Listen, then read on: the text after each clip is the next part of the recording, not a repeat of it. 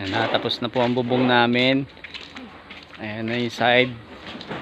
Ayan na yung gutter. Yan, yung loob ay pipintahan na lang.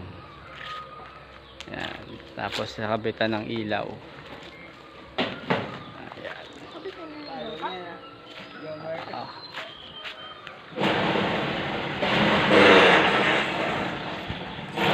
At yung mga poste, pipintahan na rin namin yan ng epoxy primer gray.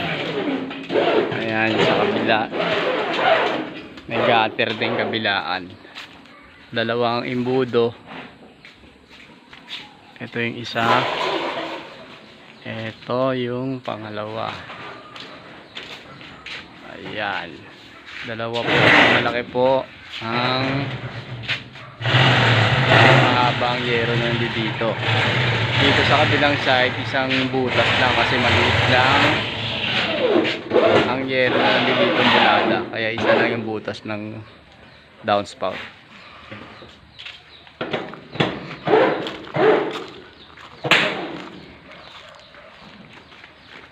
Ayan po, patapos na po. So, ridge roll na lang kinakabit namin. Tapos na ang bubong. Ayan, so bye-bye lang tong video na to sa finish. Bye.